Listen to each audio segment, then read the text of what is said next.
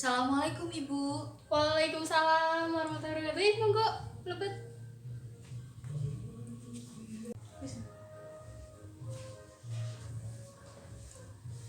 Ih, pripun Ibu, ya Allah kabarnya.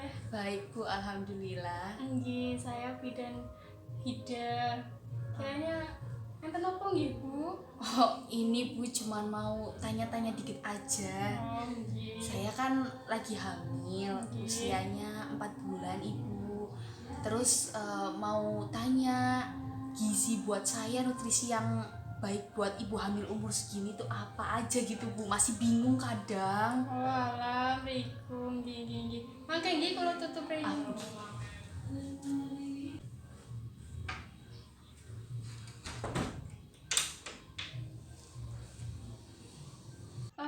Ibu, apakah pernah mendapatkan informasi mengenai pemenuhan gizi pada ibu hamil?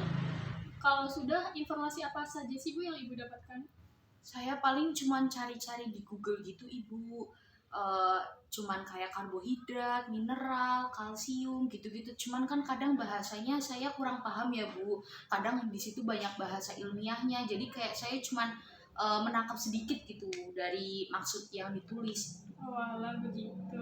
Saya jelaskan Ibu. Begini loh Bu, pemenuhan nutrisi bagi ibu hamil itu sangat penting untuk pertumbuhan janin dan juga ibu sebagai berguna untuk menyiapkan cadangan zat gizi untuk ibu dan bayi dan juga menjaga kesehatan yang optimum. Nah, pemenuhan gizi pada ibu hamil itu caranya dengan gizi yang seimbang. Terus apa aja sih yang harus ibu makan?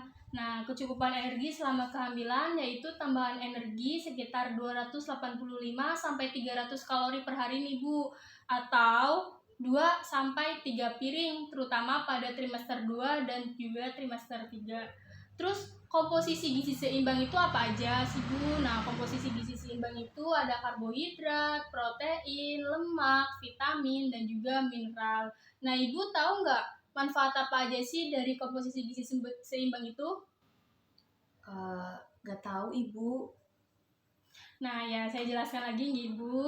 Nih, ada beberapa manfaat dari komposisi gizi seimbang. Yang pertama dari karbohidrat dulu nih, Bu. Sumber karbohidrat itu bahwa karbohidrat mempunyai manfaat sebagai sumber energi yang dapat diperoleh dari sumber makanan seperti gandum, beras, kentang, singkong, ubi jalar, jagung, kacang-kacang kering, dan juga gula. Selanjutnya itu ada dari sumber protein ini. Manfaatnya itu apa aja sih? Manfaat dari protein ini membantu dalam memperbesar dan juga menguatkan uterus, kelenjar susu dan jaringan lain, mendukung saat kehamilan, mempersiapkan saat menyusui. Sumbernya dari apa aja sih? Dari daging sapi, ayam, ikan, atau makanan laut lainnya, telur, susu, tempe, dan juga kacang-kacangan. Nah, selanjutnya ada manfaat dari sumber serat nih. Manfaatnya itu untuk mempermudah ekskresi dan meningkatkan kekuatan otot serta penambahan cairan tubuh. Sumbernya itu bisa dari sayur dan juga buah-buahan. Selanjutnya, ibu hamil juga harus memenuhi kebutuhan vitamin, yaitu vitamin A, B, C, dan juga D. Selain itu juga harus memenuhi kebutuhan mineralnya, yaitu ada kalsium, fosfor, Fe, zinc, dan juga asam folat. Nah, terus kemudian nih, ibu hamil juga harus memenuhi kebutuhan cairan nih, Bu. Manfaat dan juga jumlah kebutuhan cairan ini digunakan untuk mencegah dehidrasi dan juga mencegah konstipasi. Kebutuhannya itu 2,5 sampai 3 liter per hari. Nah, terus kemudian apa sih Bu atau permasalahan apa aja sih yang mungkin muncul akibat kekurangan nutrisi pada janin? Yaitu yang pertama adanya lahir prematur, lahir meninggal, gangguan pertumbuhan intrauterin, pertumbuhan volume otak, bayi lahir selamat tetapi ada hambatan pertumbuhan setelah kelahiran. Nah, lantas untuk permasalahan yang mungkin muncul akibat kekurangan nutrisi pada ibu itu ada anemia, penurunan daya tahan tubuh, perdarahan selama kehamilan, dan juga persalinan. Ibu tahu nggak sih Bu, bagaimana cara mengolah dan juga menyajikan makanan dengan baik? Nggak tahu Ibu.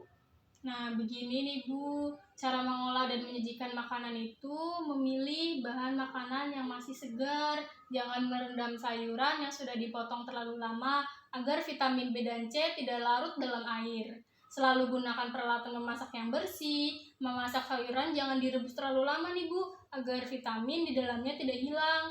Terus kemudian masaklah daging dan ikan sampai benar-benar matang. Jangan menggunakan peralatan untuk menyajikan makanan panas dari bahan-bahan yang plastik, dan juga menghindari menghangatkan makanan berkali-kali. Nah, selanjutnya nih Bu, ada kerugian-kerugian apabila Ibu berpantang terhadap makanan tertentu, yaitu kemungkinannya makanan-makanan yang dipantang justru mengandung zat gizi yang diperlukan oleh ibu menyusui. Misalnya nih, ibu tidak suka makan telur, ikan, dan lain-lain. Nah, untuk menu contoh menu seimbang untuk ibu hamil itu ada nasi, sayur bayam, terus kemudian ada tempe, tahu, telur, susu khusus ibu hamil, dan juga air. Nah, itu bisa ibu konsumsi di pagi hari. Nah, itu nih Bu penjelasan dari gizi seimbang yang tadi dijelaskan. Ibu gimana, paham atau enggak? Alhamdulillah paham, tadi penjelasannya lengkap banget. Makasih Ibu Bidan. Tadi juga saya dikasih tahu cara mengolah sayurnya gimana. Saya belum tahu itu tadi. Makasih ya, penjelasannya jelas banget. Ya Bu, mungkin Ibu bisa sedikit untuk mengulas kembali gitu, barangkali Ibu ada yang sedikit lupa, nanti saya betulkan. Saya sih tadi nangkapnya harus ada proteinnya, terus karbohidratnya, ada mineral, ada vitamin, terus ada kalsium. Terus tadi juga saya dikasih tahu kalau selama saya hamil nanti pemenuhan gizinya itu kurang tercukupi, nanti bisa berdampak buat bayi saya sama sayanya juga.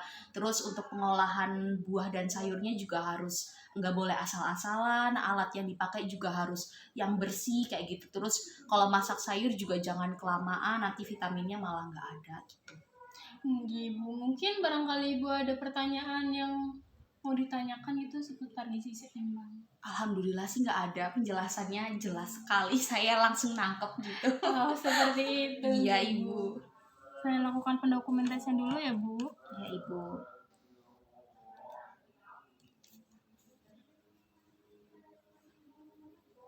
Hari ini tanggal 15 Desember.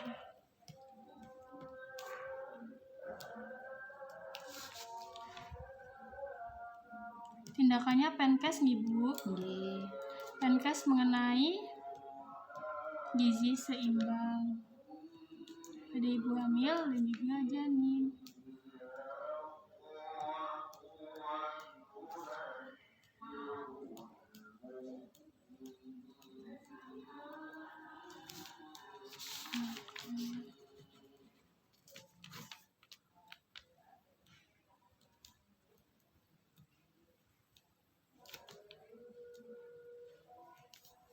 Nggih Ibu, matur suwun nggih. Nggih Bu loh. Saya pulang dulu ya Bu. Nggih Bu, jaga Makasih. kesehatannya Nggih, ya Bu. Ibu. Assalamualaikum. Waalaikumsalam.